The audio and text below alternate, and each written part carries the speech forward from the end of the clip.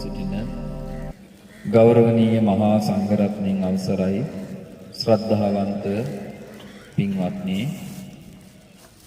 අප හැමදිනාගේම හිතට ශෝකයක්, කඳුලක්, දුකක් නැගෙන ස්ථානයක තමයි දැන් මේ අපි හැමදිනාම සිටින්නේ. පින්වත්නි, බුදුරජාණන් වහන්සේ දේශනා කළ ශ්‍රද්ධාවන්ත කුල පුත්‍රයෙක් විසින් දැකපලා පහන් සංවේගයේ උපදවා ගත යුතු ස්ථාන 4ක් තියෙනවා කියලා. පළවෙනි ස්ථානය තමයි එදා කපිලවස්තුවේදී බුදුරජාණන් වහන්සේ මව් කුසින් යම් තැනකදී බිහි වුණාද අන්නේ බෝසතාණන් වහන්සේ ඉපදුණු ස්ථානය සදහැවත් කුල පුත්‍රයෙක් විසින් දැකබලා පහන් සංවේගයේ උපදවා ගත යුතු තැනක්. ඒ වගේම තමයි යම් ස්ථානයකදී දසමාර සේනා පරාජයට පත් කරලා උන්වහන්සේ සම්මා සම්බුද්ධත්වයට පත් වෙනවද ආන්නේ ස්ථානයත් සදහැවත් කුල පුත්‍රයෙක් විසින් දැකබලා හිත පහදවා ගත යුතු ස්ථානයක්. ඊළඟට උන්වහන්සේ දසදහසක් සක්වල කම්පාවට පත් කරවමින් උන්වහන්සේ අවබෝධ කරපු ධර්මය ප්‍රථම වතාවට දේශනා කරනවද ආන්නේ ස්ථානයත් සදහැවත් කුල පුත්‍රයෙක් විසින් දැකබලා පහන් සංවේගී උපදවා ගත යුතු ස්ථානය.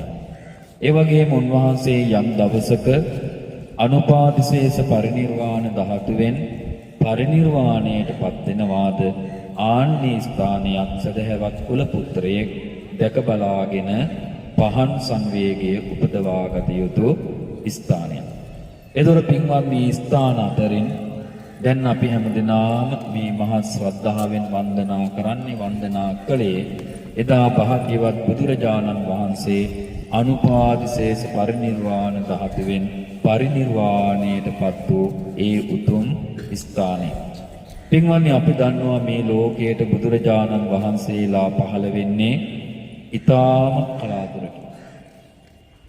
බුදුරජාණන් වහන්සේ දේශනා කරන මහා ප්‍රදාන කියන සූත්‍රයේදී මේ ලෝකයට බුදුවරු පහළ වීමේ දුර්ලභ බව කොච්චරද කියලා. මීට කල්ප 91කට කලින් තමයි පින්වත්නි මේ ලෝකයට විපස්සී කියලා බුදුරජාණන් වහන්සේ නමක් පහළ වුණේ. කල්ප කීයකට කලින්ද? කල්ප 91කට කලින්. පින්වත්නි, විපස්සී බුදුරජාණන් වහන්සේ පරිනිර්වාණයට පත් වුණාට පස්සේ කල්ප 60ක් යනකම් මේ ලෝකයට බුදුවරු පහළ වුණේ නැහැ. පැහැදිලිද? ඒ වගේම ඒ කල්ප 60න් පස්සේ බුදුවරු නැති කල්ප 60න් පස්සේ නැවත මේ ලෝකයට බුදුවරු දෙනමක් පහළ වෙනවා එකම කල්පයක් තුල සිකී වෙස්සබූ කියන නමින්. ඒ සිකී වෙස්සබූ කියන බුදුරජාණන් වහන්සේලාගේ පහළ වීමෙන් පස්සේ නැවත කල්ප 30ක් යනතුරු මේ ලෝකයට බුදුරජාණන් වහන්සේලා පහළ වුණේ නැහැ. පින්වත්නි, කල්පයක් කියලා කියන්නේ පුංචි කාල සීමාවක් නෙවෙයි. දවසක් බුදුරජාණන් වහන්සේ ළඟට එක්තරා භික්ෂුන් වහන්සේ නමක් ඇවිල්ලා අහනවා, ස්වාමීනි භාග්‍යතුන් වහන්සේ කල්පය කියලා කියනවා, කල්පයට වර්ෂ කීයක් තියෙනවද කියලා. ඒ වෙලාවේ බුදුරජාණන් වහන්සේ දේශනා කරන පින්වත් භික්ෂුව කල්පයකට තියෙන වර්ෂ ගණනාව මෙච්චරකයි කියලා ප්‍රකාශ කරන්න බෑ. මම උපමාවකින් ඔබට මෙය පැහැදිලි කරන්නම්. ඒ වෙලාවේ බුදුරජාණන් වහන්සේ දේශනා කරනවා යොදුන් 7ක් දිග, යොදුන් 7ක් පළල, යොදුන් 7ක් උස හිස් වාජනයක් තියෙනවා. මේ හිස් වාජනයට අවුරුදු 100කට වතාවක් එක පුරුෂයෙක් එක අබ ඇටයක් දානවා.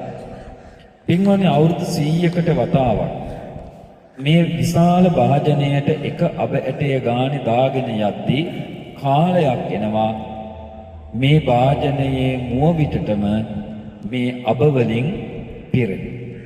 බුදුරජාණන් වහන්සේ දේශනා කරනවා මේ විශාල වාජනය පින්වත්නි අබ වලින් පිරීලා ඉතිරිලා ගියත් කල්පය කියන එක අවසාන වෙන්නේ නැහැ කියලා. එතකොට බලන්න විපස්සී බුදුරජාණන් වහන්සේගේ පහළවීමෙන් පස්සේ අර විශාල භාජනයේ වගේ 60 ප්‍රමාණයක් මේ ලෝකයට බුදුවරු පහළ වුණේ නැහැ. සිකී වෙස්සපු බුදුරජාණන් වහන්සේලාගෙන් පස්සේ කල්ප 30ක කාලයක් මේ ලෝකයට බුදුවරු පහළ වුණේ නැහැ. පින්වත්නි ඊට පස්සේ උදා වෙනවා මේ ලෝකේ තාම සුන්දර කල්පය. මහා භද්‍ර කල්පය. මේ මහා භද්‍ර කල්පයේ මේ වෙනකොටත් බුදුරජාණන් වහන්සේලා 4 නමක් පහළ වෙලා අවසන්. කකුසඳ බුදුරජාණන් වහන්සේ මේ ලෝකේ පහළ වුණා. උන්වහන්සේ පිරිනිවන් පෑවා. කොණාගමන බුදුරජාණන් වහන්සේ පහළ වුණා. උන්වහන්සේත් පිරිනිවන් පෑවා. ඊළඟට කාශ්‍යප බුදුරජාණන් වහන්සේ පහළ වුණා. කාශ්‍යප බුදුරජාණන් වහන්සේත් පිරිනිවන් පෑවා. අපේ වාසනාවකට අපේ පිනකට පින්වත්නි අපි මිනිස්සුયો වෙලා ඉපදුනා. අපේ ගෞතම බුදුරජාණන් වහන්සේගේ බුද්ධ ශාසනය මේ ලෝකයේ පවතින කාලය. පින්වත්නි දුර්ලභයි. බුද්ධ කියන වචනේ අහන්න ලැබෙනවා කියන එක දුර්ලභයි. ඊටත් වැඩිය දුර්ලභයි පින්වත්නි සියසින් බුදු කෙනෙක් දකින්න ලැබෙනවා කියන එක. මේ ඇස් දෙකෙන් බුදුරජාණන් වහන්සේ නමකගේ උතුම් බුද්ධ ශ්‍රීය දකින්න ලැබෙනවා කියන එක ඊටත් වැඩිය දුර්ලභයි. එක පැත්තකින් අපි අවාසනාවන්ත වුණා. 2032 මහා පුරුෂ ලක්ෂණයන්ගෙන් බැබලිච්ච උතුම් සම්බුදු රැසින් මේ ලෝකයේ එළිය කරපු තථාගතයන්න් වහන්සේගේ සම්බුදු සිරුර මේ දෑසින් දකින්නට. නමුත් පින්වත්නි බුදුරජාණන් වහන්සේ දේශනා කරනවා යෝ ධම්මං පස්සති සෝමං පස්සති. යම් කෙනෙක් ධර්මය දකිනවා නම් ආන්නේ ඒ කෙනා තමයි තථාගතයන්න් වහන්සේව දැක්කා වෙන්නේ. එහෙනම් අද අපිට බුදුරජාණන් වහන්සේව දකින්න තියෙන්නේ එක ක්‍රමයයි. ඒ මොකක්ද? බුදුරජාණන් වහන්සේ දේශනා කොට වදාළ ධර්මය තමා තුළින් දකින්න උත්සාහ කරන එක. පින්වත්නි එදා ලුම්බිනියේ සාල වනෝද්‍යානයේදී සිද්ධාර්ථ බෝසත් කුමාරයා මේ ලෝකේ ඉපදිලා මහා අභීත ප්‍රකාශයක් කළා. අග්ගෝ හමස්මි ලෝකස්ස ජෙට්ටෝ හමස්මි ලෝකස්ස සෙට්ටෝ හමස්මි ලෝකස්ස අයමන්තිමා ජාති නත්ති දානි පුනබ්බවෝති කියලා. ඒ ප්‍රකාශයේ විදිහටම උන්වහන්සේ මේ සියලු ලෝක සත්වයා කෙරෙහි අනුකම්පාවෙන් උන්වහන්සේට වයස අවුරුදු 22ක් වෙනකොට ගිහිගෙය අතහැරලා දාලා ගියා. ගිහිගෙය අතහැරලා දාලා ගිහිල්ලා උන්වහන්සේ සම්මා සම්බුද්ධත්වයට පත්වීම පිණිස 6 වසරක් දුෂ්කර ක්‍රියා කළා.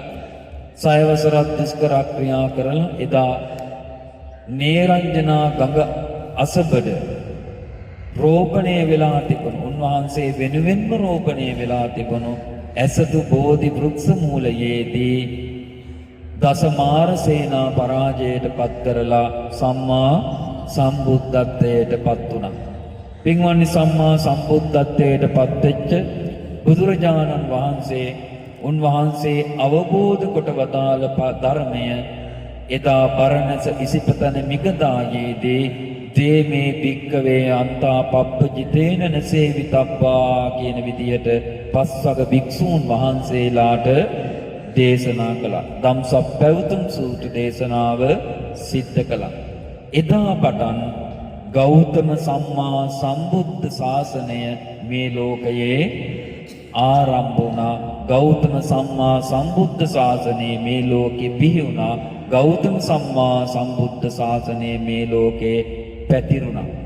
පින්වත්නි එදැයින් පස්සේ තමයි බුදුර කෙනෙකුගේ ධර්මය අවබෝධ කරපු ශ්‍රාවකයින් දහස් ගණන්, දසදහස් ගණන්, ලක්ෂ ගණන්, කෝටි ගණන් බිහිවෙන්න පටන් ගත්තේ.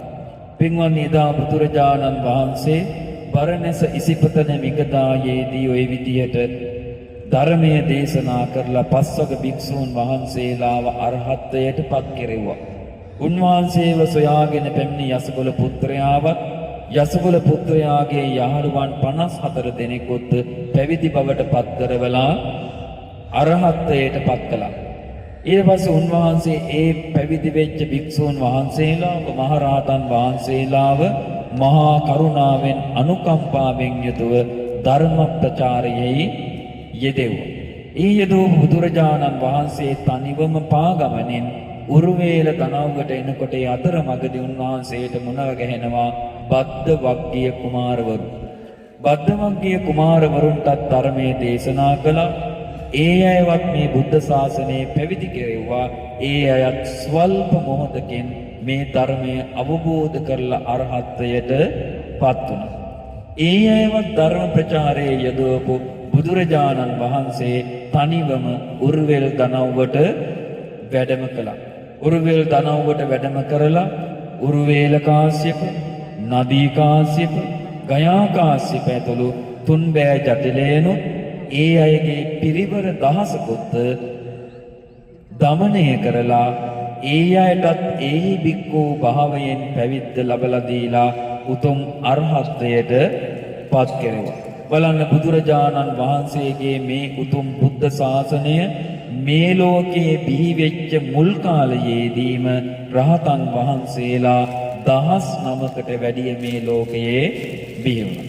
එතෙන් පටන් පින්වත්නි භික්ෂු භික්ෂූනි උපාසක උපාසිකා කියන සිව්වනක් පිරිස මේ ලෝකයේ බිහි කරවමින් අප සරණ ගිය ගෞතම බුදුරජාණන් වහන්සේ මේ දඹදිව් තලය පුරාම තමන් වහන්සේගේ ඒ සම්බුද්ධත්වයේ බලය පැතිරෙව්වා.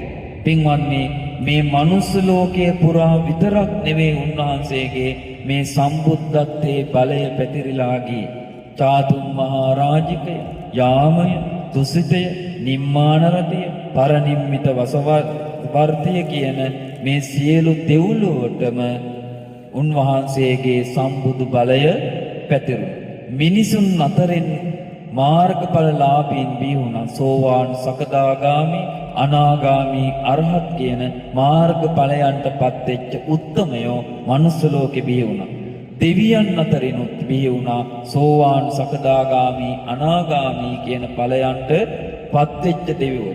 පින්වත්නි මේ සම්බුද්ධත්වයේ බලය දිව්‍ය ලෝකයක් ඉක්මවා ගිහිල්ලා බ්‍රහ්ම ලෝකයේ කරාම පැතිරිලා ගියා. බ්‍රහ්ම පාරිසංජ්ජ, බ්‍රහ්ම පුරෝහිත, මහා බ්‍රහ්ම, පරිත්තාප, අප්පමානාප, ආවස්සර, පරිත්ත සුභ, අප්පමාන සුභ, වේහප්පල, සුභකින්න, අවිය, අතප්ප, සුදස්ස, සුදස්සී, අකනිට්ඨ කියන බඹලෝ තල පුරාම එදා බුදුරජාණන් වහන්සේගේ අසිරිමත් බුද්ධ ශ්‍රීය පැතිරිලා ගියා. බුදුරජාණන් වහන්සේගේ අසිරිමත් ධර්මයේ පණිවිඩය මනුස්ස ලෝකය, දිව්‍ය ලෝකය, බඹලොව කරා පැතිරිලා ගියා.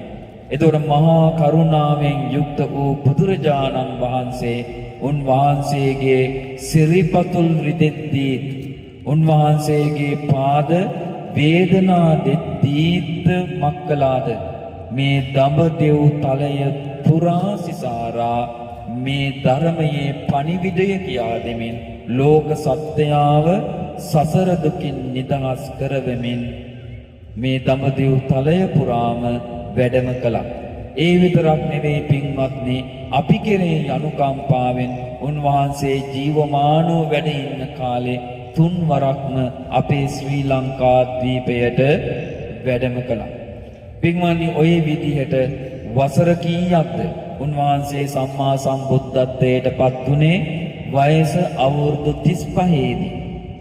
උන්වහන්සේ පරිනිර්වාණයට පත් වෙන්නේ වයස අවුරුදු 80 දී. එතකොට අවුරුදු 45ක් පුරාම උන්වහන්සේගේ මේ සම්බුද්ධත්වයේ බලය මේ ලෝකයාටම පතුරුවා හැරියා. පින්වත්නි ඉපදුණු සියලු දෙනාට මුරුම් වෙච්ච සත්‍යයක් මේ ලෝකේ තියෙනවා. ඉපදුණු සියලු දෙනාට මුරුම වෙච්ච සත්‍යය තමයි ජරාවට පත් වෙන එකත් මරණයට පත් වෙන එකත්. ඒක බුදුරජාණන් වහන්සේගේ ජීවිතයටත් උරුමයිද නැද්ද? උරුමයි. එක්තරා අවස්ථාවක බුදුරජාණන් වහන්සේ වයෝ වෘද්ධ වෙලා උන්වහන්සේගේ උතුම් බුදු සිරුර ආනන්ද ස්වාමින් වහන්සේ විසින් දෝවණය කරන වෙලාවක ආනන්ද ස්වාමින් වහන්සේට බුදුරජාණන් වහන්සේ කියනවා ආනන්ද දැන් තථාගතයන්න් වහන්සේගේ මේ උතුම් බුදු සිරුරත් දි รา ගියපු කරත්තයක් වගේ. දැන් මේක වයෝ වෘද්ධ වෙලා තියෙන්නේ. දැන් මේක දිරලා ගිහිල්ලා තියෙන්නේ. තථාගතයන්න් වහන්සේගේ සිරුරටත් එහෙම අනිත්‍ය ධර්මය උරුමයිද නැද්ද? අනිත්‍ය ධර්මය කියන එක ඉපදුණු සියලු දෙනාටම උරුම වෙච්ච දෙයක්.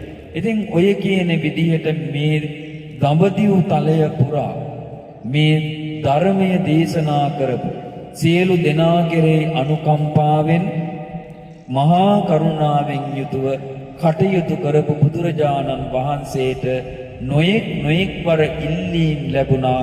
කාගෙන්ද? මාරයාගෙන්. ස්වාමීනි භාග්‍යතුන් වහන්සේ ඔබ වහන්සේගේ කෘත්‍ය දැන් අවසන් වෙලා තියෙන්නේ. භික්ෂු භික්ෂූනි උපාසක උපාසිකා කියන සිව්වණක් පිරිස දැන් වියක්තයි විසරදයි බහුශ්‍රකයි. ඒ නිසා ස්වාමීනි ඔබ වහන්සේ දැන් පරිනිර්වාණයට පත්වනසේක්වා කියලා. මේ ඉල්ලීම මාරයා මුලින්ම කළේ පින්වත්නි එදා බුදුරජාණන් වහන්සේ ගයාවේ සම්මා සම්බුද්ධත්වයට පත්වෙච්ච මොහොතේදීමයි. ඒ වෙලාවේ බුදුරජාණන් වහන්සේ කියනවා මාරය ඔබ කලබල වෙන්න එපා. මාගේ මේ ශාසනයේ භික්ෂු භික්ෂූනි උපාසක උපාසිකා කියන සිව්වණක් පිරිස වියක්ත විසරද බහුසුත බවට පත් වෙනකන් තථාගතයන්න් වහන්සේ පරිනිර්වාණයට පත් වෙන්නේ නැහැ. දැන් තථාගතයන්න් වහන්සේගේ වයස ගෙවිලා ගියා. වයස අවුරුදු 80ක් වුණා. උන්වහන්සේ වැඩම කළා අපි කලින් දවසේ වන්දනාමාන කරපු විශාලා මහනුවර චාපාල චෛත්‍ය ස්ථානයට. චාපාල චෛත්‍ය ස්ථානයේදීත් ඔන්න එනවා කවුද? මාරයා එනවා. මාරයා ඇවිල්ලා බුදුරජාණන් වහන්සේට කියනවා තථාගතයන්න් වහන්සේ දැන් ඔබ වහන්සේගේ පරිනිර්වාණයට සුදුසු කාලය එළඹිලා. බුදුරජාණන් වහන්සේ මොකද කිව්වේ? බුදුරජාණන් වහන්සේ මාරයාට කියනවා මාරය ඔබ කලබල වෙන්න එපා. තව මාස 3කින් තථාගතයන්න් වහන්සේගේ පරිනිර්වාණය සිද්ධ වෙනවා කියලා කිව්වා. පින්වත්නි එහෙම කියලා තථාගතයන්න් වහන්සේ විශාලා මහනුවර චාපාල නම් චෛත්‍ය අභියසදී තවත් මාස 3කට උන්වහන්සේගේ ජීවිතය පවත්වා ගැනීම අරමුණු කරගෙන ආයු සංස්කාරය අත්හැරියා. ඒතර ආයු සංස්කාරය අත්හරිනවා කියන්නේ මොකද්ද? හිතින් අදිෂ්ඨාන කරගන්නවා මම ජීවත් වෙන්නේ තවත් මෙච්චර කාලයක්.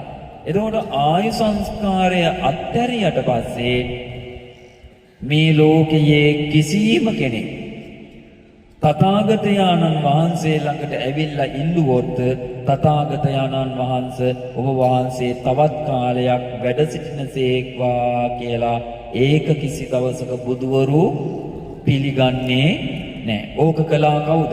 එදා ආයු සංස්කාරය අත්හැරියේ යම් මොහොතකද තථාගතයන්න් වහන්සේ මේ මහ පොළොව කම්පා වුණා. පින්වත්නි මහ පොළොව තමයි දන්නේ.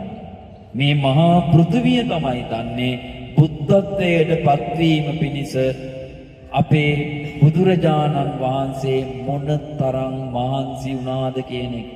මොනතරම් පාරමී ධර්ම සම්පූර්ණ කළාද කියන එක දන්නේ කවුද? මිනිස්සු දන්නවද? නෑ. දෙවිවරු දන්නවද? නෑ. බ්‍රහ්මයෝ දන්නවද? නෑ. කවුද දන්නේ? මහ පොළොව දන්නවා. ඉතින් තථාගතයන්න් වහන්සේ ආයු සංස්කාරය අත්හරිනකටම මේ මහ පොළොව කම්පා වුණා, වෙවුලන්න පටන් ගත්තා, දෙදරන්න පටන් ගත්තා. හැබැයි කිසි කෙනෙකුට හානියක් සිද්ධ වුණාද? හානියක් සිද්ධ වුණේ නැහැ.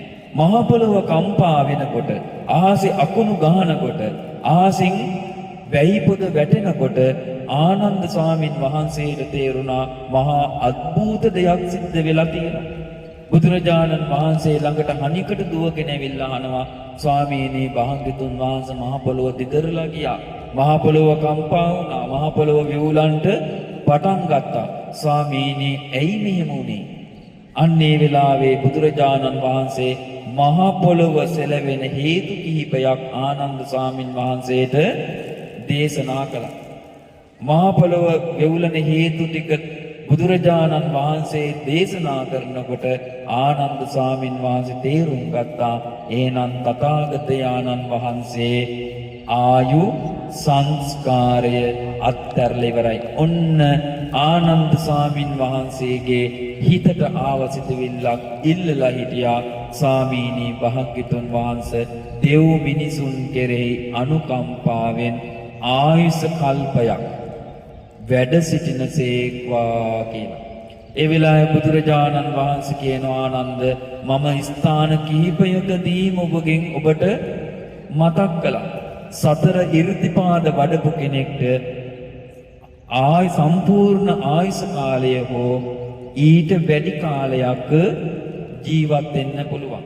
නමුත් ආනන්ද ඔබ ඒ කිසිම වෙලාවක තථාගතයන්න් වහන්සේගෙන් ඉල්ලා හිටියේ නෑ, ස්වාමීනි භාග්‍යතුන් වහන්සේ ආයුෂ කල්පයක් වැඩ සිටිනසේක්වා කියලා. දැන් ප්‍රමාදයි. දැන් කරන්න දෙයක් තියෙනවද? දැන් කරන්න දෙයක් නෑ.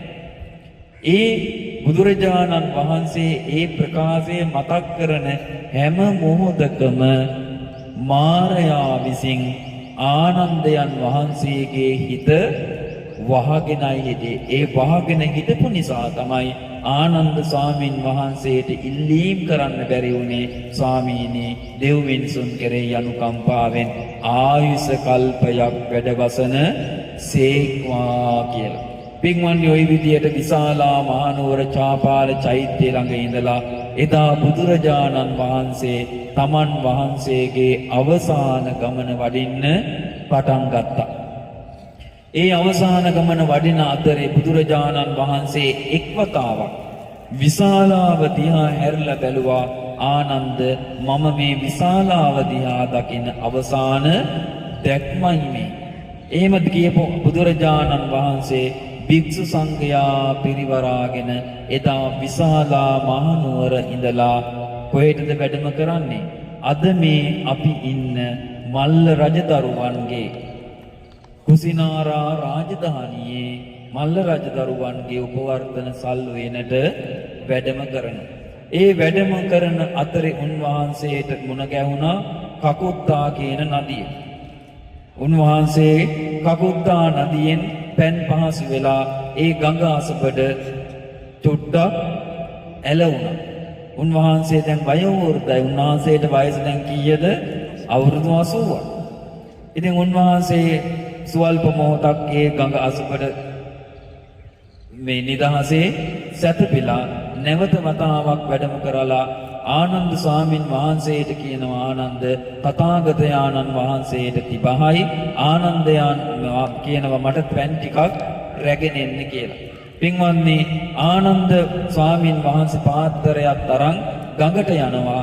ගඟට යනකොට ගැල් 500ක් ගිහිල්ලා ඒ ගඟ සම්පූර්ණයෙන්ම බොර වෙලයි තිබුණේ. ඒ වෙලාවේ පාත්‍ර ඇතුවත් බුදුරජාණන් වහන්සේ ළඟට ඇවිල්ලා ආනන්ද ස්වාමින් වහන්සේ කියනවා, ස්වාමීනි මේ ගඟින් වතුර බොන්න විදියක් නෑ. අපි තව ඉස්සරහට ගිහිල්ලා වතුර පානය කරමු. දැන් මේ ගඟ බොර වෙලයි තියෙන්නේ කියලා. ඒ වෙලාවේ බුදුරජාණන් වහන්සේ කියනවා, ආනන්ද ඔබ තවමත් තථාගතයන්න් වහන්සේගේ ආශ්චර්ය අద్භූත බව දන්නේ නැද්ද? වහනිකට යන්න තථාගතයන්න් වහන්සේට පිපාසයි පැන් ටිකක් රැගෙන එන්න. ඔන්න දෙවෙනි වතාවේ ආනන්ද ස්වාමින් වහන්සේ මේ ගඟ ළඟට වැඩම කරනකොට පින්වත්නි ආශ්චර්යයි අద్භූතයි. අර බොර වෙලා තිබ්බ සම්පූර්ණ වතුර ටික නිල් කැටේට බැබලි පිරිසිදු වෙලා තියෙනවා. තථාගතයන්න් වහන්සේගේ ඒ ආශ්චර්ය බව, ඒ අద్භූත බව, ඒ සම්බුදු බලය හිත්පිට නැති දේවල් වලට පවා දැනෙන්න ලැබුණා. ආනන්ද ස්වාමින් වහන්සේ පාත්‍රයට පැන් අරගෙන බුදුරජාණන් වහන්සේට ගිහිල්ලා මේ පැන් පූජා කරනවා. පින්වත්නි, ඔය ගමන එන අතරමඟදී බුදුරජාණන් වහන්සේට චුන්ද සූකරික කියන පුද්ගලයා විසින් සූකර මද්දවය නැමැති ව්‍යංජන සහිත දානයක් සකස් කරලා පූජා කළා. ආනන්ද ස්වාමින් වහන්සේට බුදුරජාණන් වහන්සේ කියනවා, ආනන්ද, මේ සූකර මද්දවය තථාගතයන්න් වහන්සේ පමණයි වැළඳිය යුත්තේ, භික්ෂු සංඝයාට මෙය කැප නැතිය කියලා. ඉතින් එදා චුන්ද සූකරික දුන්න සූකර මද්දව දානයක් බුදුරජාණන් වහන්සේ වැළඳුවා. එය වැළඳුවාට පස්සේ කාලයක් තිස්සේ සමාධි බලයෙන් යටපත් කරගෙන තිබ්බ බුදුරජාණන් වහන්සේගේ ලෝහිත පක්ඛන්තිකා කියන ලේ අතිසාර රෝගය නැවත ඉස්මතු වුණා.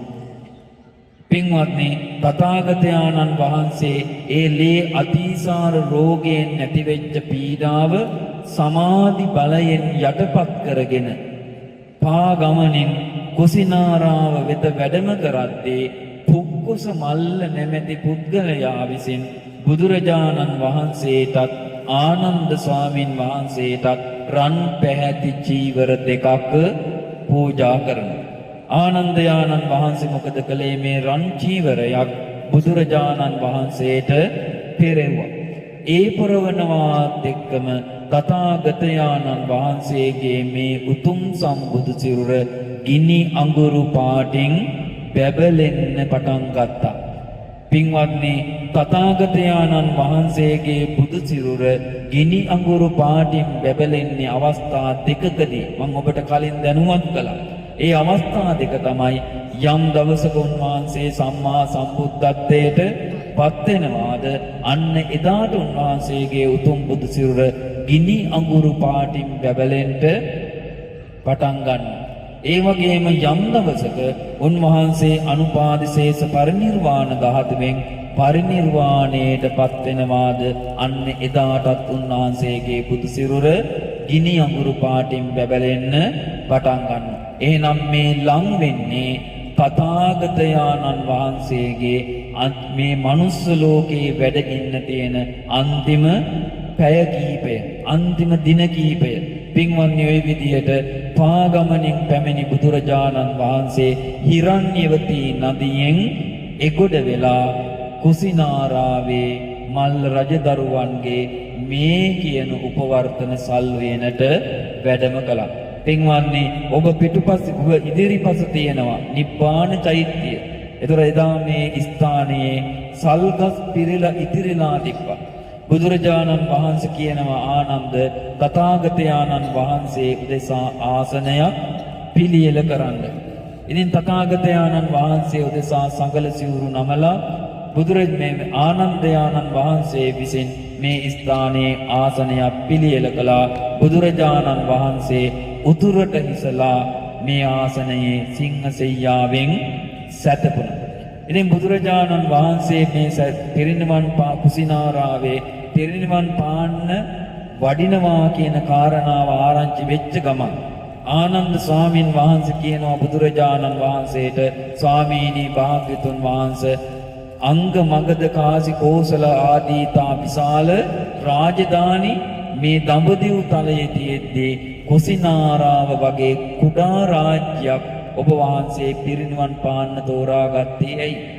ඒ වෙලාවේ බුදුරජාණන් වහන්සේ කියනවා, ආනන්ද, කුසිනාරාව අද මේ විදිහට පුංචි රාජ්‍යයක් වුණාට එදා මේ රාජධානිය කුසාවතී රාජධානියයි. මොන රාජධානියද? කුසාවතී රාජධානිය. මේ කුසාවතී රාජධානියේ හිටියා සක්විති රජ කෙනෙක් මහා සුදස්සන කියලා. මේ මහා සුදස්සන වෙලා එදා ඉපදිලා හිටියෙත් කවුද? අපේ බෝසතාණන් වහන්සේමයි, වෙන කවුරුත් නෙවෙයි. මේ කුසාවතී රාජධානියේ එදා ඊටමත් සෞභාග්‍යයෙන් ඉතිරිච්ච මහා රාජධානියක්.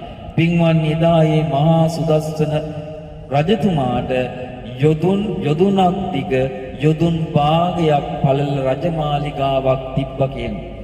යොදුනක් දිගයි, යොදුන් භාගයක් පළලයි. මේ සම්පූර්ණ මාලිගාවම හදලා තිබ්බේ රන් ගඩොල් වලින්.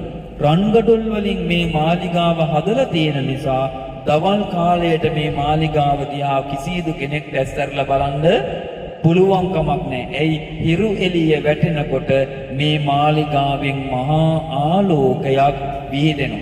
පින්වත්නි බිමට දාලා තිබ්බේ බිම අතුරලා තිබ්බේ රන් රෙදි මුතු මැණික් ආදිය. එච්චරකට වටින මාලිගාවක්.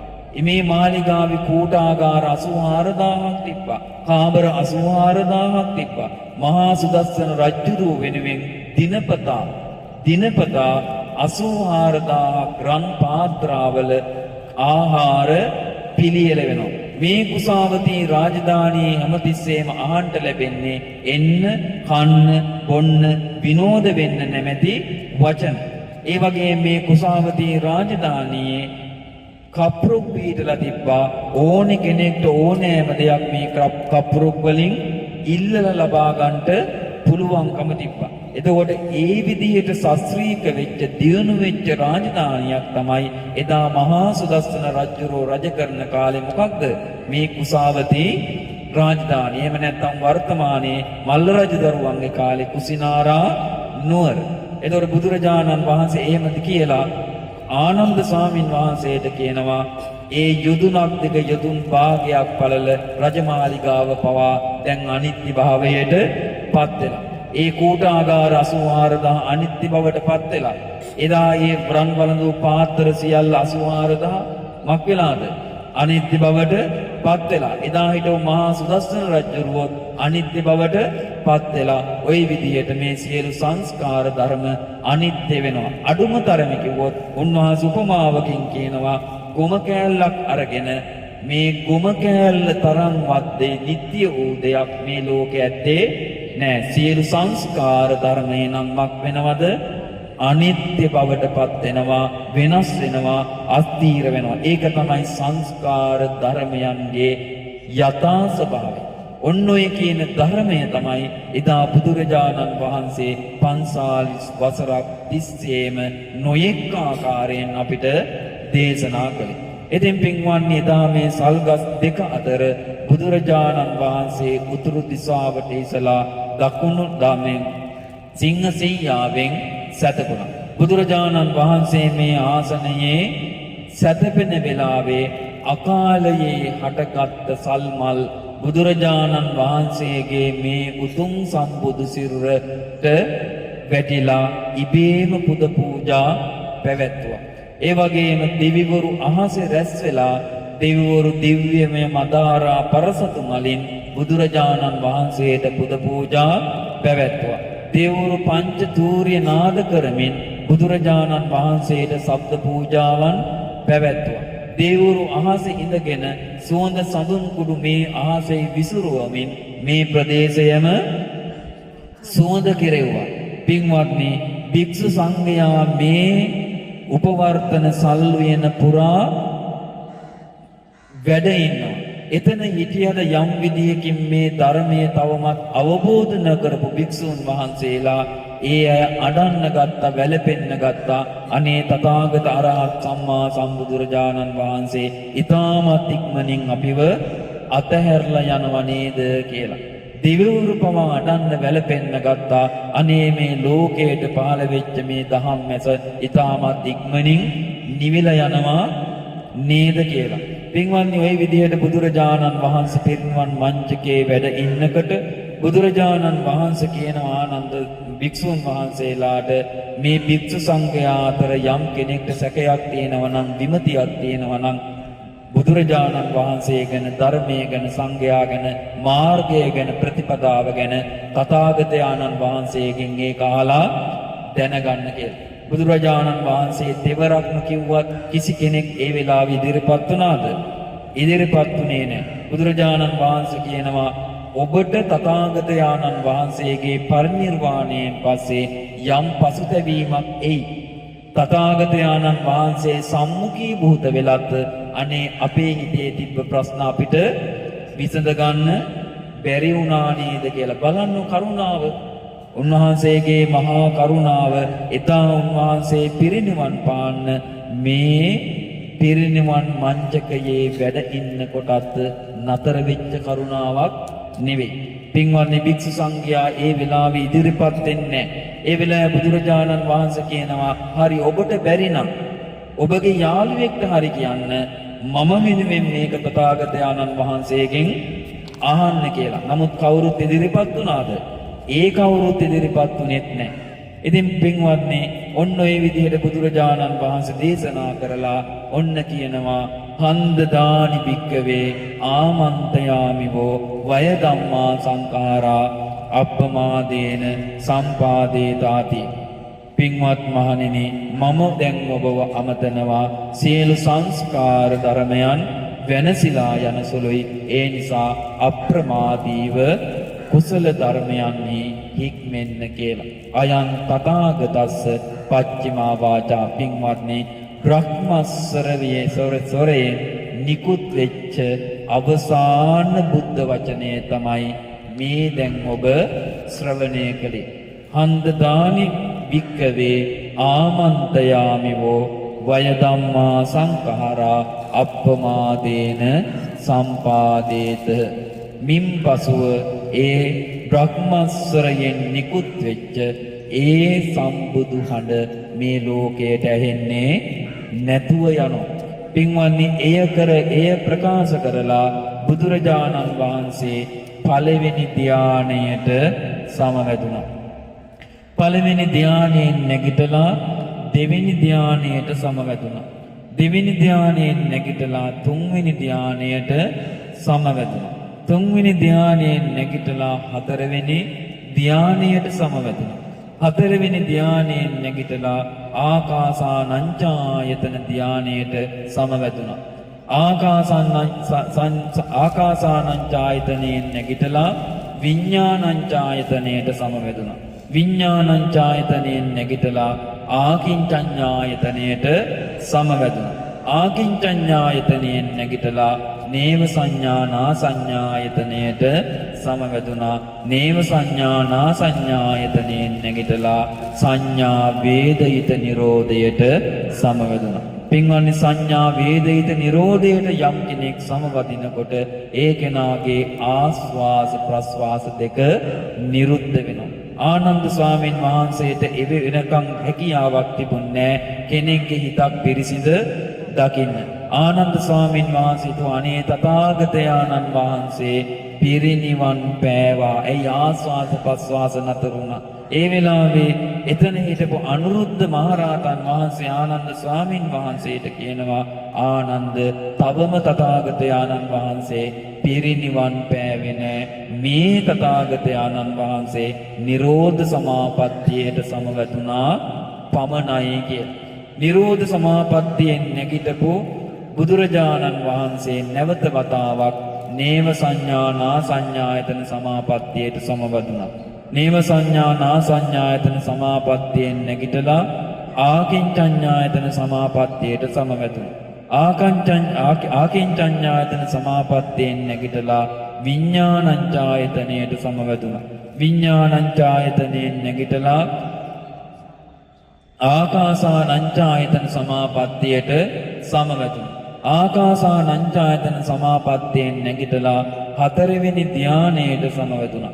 හතරවෙනි ධානයෙන් නැගිටලා තුන්වෙනි ධානයට සමවැදුණා. තුන්වෙනි ධානයෙන් නැගිටලා දෙවෙනි ධානයට සමවැදුණා. දෙවෙනි ධානයෙන් නැගිටලා පළවෙනි ධානයට සමවැදුණා. නැවත වතාවක් උන්වහන්සේ පළවෙනි ධානයෙන් නැගිටලා දෙවෙනි ධානයට සමවැදුණා. දෙවෙනි ධානයෙන් නැගිටලා තුන්වෙනි ධානයට සමවැදුණා. තුන්වෙනි ධානයෙන් නැගිටලා හතරවෙනි ධානයට සමවැදුණා. හතරවෙනි ධානයට සමවදිනවා සමගම මේ ලෝකය කෙරෙහි අනුකම්පාවෙන් ධර්මය දේශනා කරපු දෙතිස් මහා පුරුෂ ලක්ෂණයන්ගෙන් බැබලී ගිය ඒ භාග්‍යවත් තරහත් සම්මා සම්බුදුරජාණන් වහන්සේ පිරිනිවන් පා වදාලා. පින්වත්නි උන්වහන්සේ පිරිනිවන් පානවාත් එක්කම මහා භූමිකම්පාවක් හටගත්තා. ඒ වගේම දිවිවරුන්ගේ දිව්‍ය බෙර පැලිලා ගියා. පින්වත්නි, ඒ වෙලාවේ සහම්පති බ්‍රහ්ම රාජයා ගාථාවක් දේශනා කරනවා. මේ ලෝකයේ බබලපු ඒ අප්පටි පුද්ගල වූ මහා බල සම්පන්න වූ තථාගතයන්න් වහන්සේ පිරිනිවන් පා වදාලා කියලා. පින්වත්නි, ඔන්න ඔය විදිහට එදා කුසිනාරාවේ මල්ල රජදරුවන්ගේ උපවර්තන සල්ුයනේදී අපි කෙරෙහි අනුකම්පාවෙන් මේ ලෝකයේ පහළ වෙච්ච ගෞතම අරහත් සම්මා සම්බුදුරජාණන් වහන්සේගේ සම්බුද්ධ පරිනිර්වාණය සිද්ධ වුණා. පින්වත්නි, හිතන්න කල්පනා කරන්න, බුදු කෙනෙක් ගැන අහන්න ලැබිච්ච එක වාසනාවන්තයි. අපි හැමදෙනා මේ දුකින් කනගාටුවෙන් වන්දනාමාන කළත් අපි සතුටු විය යුතු කාරණාවක් තියෙනවා. බුදුරජාණන් වහන්සේ නොහිටින්න අපිට අපේ මේ ජීවිතයේ ඇත්ත తত্ত্বය අවබෝධ කරන්න පුළුවන් කමක් ලැබෙන්නේ නැහැ. උන්වහන්සේ පිරිනිවන් පෑවත් උන්වහන්සේගේ ධර්මය සිහි කරන්න යෝ ධම්මං පස්සති සෝ මං පස්සති, යම් කෙනෙක් ධර්මය දකිනම් අන්නේ කෙනා තමයි තථාගතයන්න් වහන්සේව දැක්කා වෙන්නේ. ඉතින් සංවේගය උපදවන තැන, දුක වේදනාව උපදවන තැන. පින්වත්නි, බුදුරජාණන් වහන්සේ ගැන මේසා සංවේගයක් කනගාටුවක් අපේ හිතේ උපදින්නේ උන්වහන්සේ ගැන ආදරයක් ස්නේහයක් අපි ළඟ තියෙන නිසාමයි. අන්නේ ආදරණීය ස්නේහය අපි මරණයට පත් වෙන තුරුම අපි ළඟ තියාගත යුතු දෙයක්. මේ දඹදිව වන්දනාවෙන් පස්සේ ඒ ආදරය ස්නේහය නැති කරගන්න එපා. දඹදිව වන්දනාවෙන් පස්සෙත් බුදුරජාණන් වහන්සේ ගැන ඔබ යම් ආදරයක් ඇති කරගත්තද, ඔබ යම් ස්නේහයක් ඇති කරගත්තද, ඔබ යම් ගෞරවයක් ඇති කරගත්තද, තමන්ගේ මරණ මංචකය දක්වාම ඒ ආදරය, ස්නේහය, ගෞරවය නැති නොකර හීන කරගන්න නැතුව තියාගන්න, රැකගන්න කවුරුත් මහන්සි වෙන්න ඕන. ඉතින් මේ ස්ථානයේදී අපි සියලු දෙනාම මේ සියලු සංස්කාරයන්ගේ අනිත්‍ය සිහිපත් කරමින් අනිත්‍ය ප්‍රතිසංයුක්ත ගාථාවන් සජ්ජායනා කරමු. සාදු සාදු සාදු. අනිච්ඡවත සංඛාරා උප්පාද වය ධම්මිනෝ උප්පජ්ජිත්වා නිරුද්ධන්ති තේ සම්මුපසමෝ සුඛෝ. අනිච්ඡවත සංඛාරා උප්පාද වය ධම්මිනෝ උප්පජ්ජිත්වා නිරුද්ධන්ති තේ සම්මුපසමෝ සුඛෝ. අනිච්ඡවත සංඛාරා උප්පාද වය ධම්මිනෝ උප්පජ්ජිත්වා නිරුද්ධන්ති තේ සම්මුපසමෝ සුඛෝති. සාදු සාදු සාදු.